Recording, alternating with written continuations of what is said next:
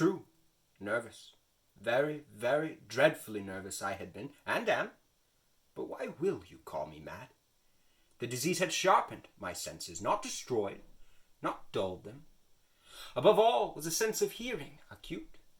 I could hear all things in the heavens and in the earth. I heard many things in hell. How then am I mad? Hearken and observe how healthily, how calmly I can tell you the whole story. It is impossible to say how first the idea entered my brain, but once conceived, it haunted me day and night. Object, there was none. Passion, there was none. I loved the old man. He had never wronged me. He had never given me insult. For his gold I had no desire. I think it was his eye. Yes, it was this. One of his eyes resembled that of a vulture, a pale blue eye with a film over it. Whenever it fell upon me, my blood ran cold. And so, by degrees, very gradually, I made up my mind to take the life of the old man and thus rid myself of the eye forever. Now, this is the point. You fancy me mad. Madmen know nothing. But you should have seen me. You should have seen how wisely I proceeded, with what caution, with what foresight, with what dissimulation I went to work. I was never kinder to the old man than during the whole week before I killed him. And every night, about midnight, I turned the latch to his door and opened it, oh, so gently.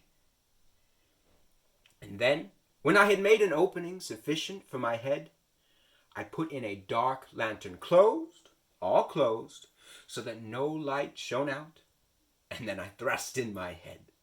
Oh, you would have laughed to see how cunningly I thrust it in. I moved it slowly, very, very slowly, so that I might not disturb the old man's sleep. It took me an hour to place my whole head within the opening so far that I could see him as he lay upon his bed. Ha! Would a madman have been so wise as this? With my head well in the room, I undid the lantern cautiously, oh, so cautiously. Cautiously, for the hinges creaked, I undid the lantern so that a single dim ray fell upon the vulture eye. And this I did for 7 long nights. But each night the eye was closed, and so it was impossible to do the work. For it was not the old man who vexed me, but his evil eye.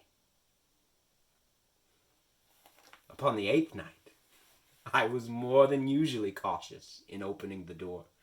A watch's minute hand moved more quickly than did mine. Never before that night had I felt the extent of my own powers, my sagacity.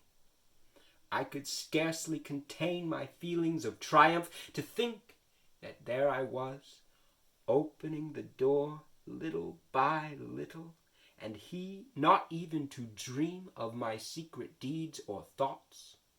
I fairly chuckled to myself, and perhaps he heard me, for he moved suddenly on the bed as if startled.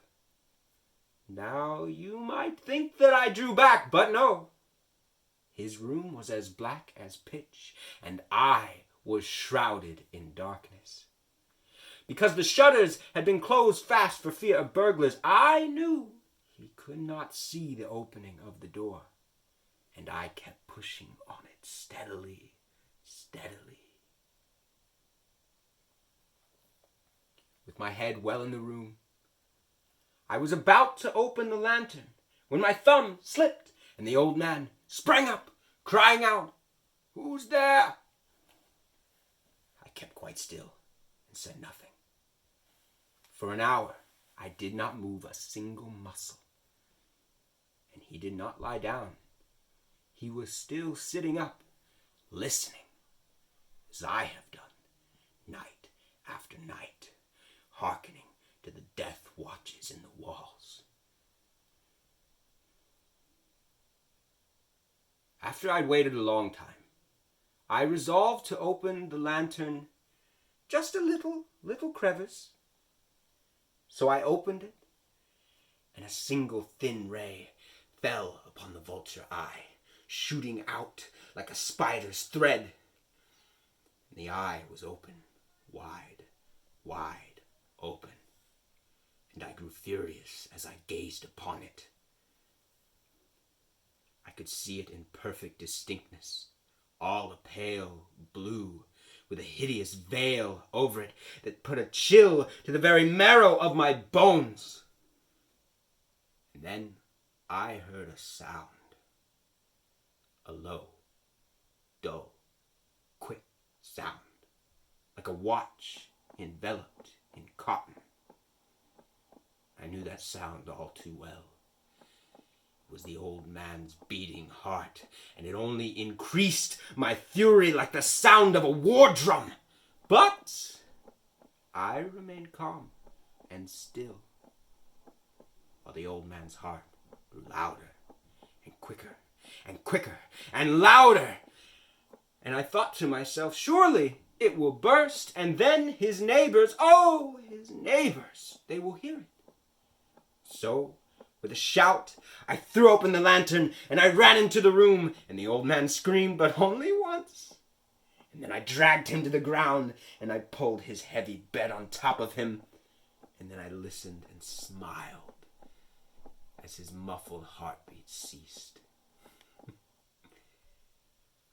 I pulled his heavy bed off of his corpse, and I examined the body. Dead. Stone dead. His eye would trouble me no more. Now, if you think me mad, you will think so no longer when I describe to you the wise precautions that I took in concealing the body. First, I dismembered the corpse.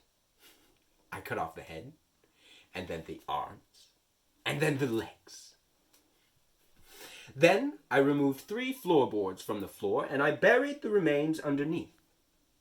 I replaced the boards, oh so cunningly, so that no human eye could detect that anything was wrong. And I did not leave a single drop of blood or stain behind. Oh no, I was too careful for all that. I made sure that a tub had caught it all. Ha ha! By the time that I had finished all this work, it was 4 o'clock in the morning, and there was a knock at the door. 3 men entered and introduced themselves as police officers. They said that they had heard of screaming in the night. I told them that the screaming was my own, as a result of a nightmare, and that the old man was away, traveling in the country. I invited them to search the premises, and I pulled out chairs for them to sit. I placed my own chair just above the floorboards where I had buried his dismembered corpse. It seemed that the officers were satisfied, and I was sure that I had fooled them. But then I began to feel unwell. My skin grew pale. My head ached. My ears were ringing when I heard a sound. A low, dull, quick sound. Like a watch enveloped in cotton. I grew nervous. Very, very dreadfully nervous. And the sound grew louder still. And I began to pace the room back and forth, and the smiling officers did not seem to care, but the sound grew louder, and I could stand it no more. And so I grabbed my chair, and I raked it across the floor, and I screamed, "Villains! Dissemble no more! I admit the deed! Here! Here! Tear up the planks! It is the beating of his hideous heart!"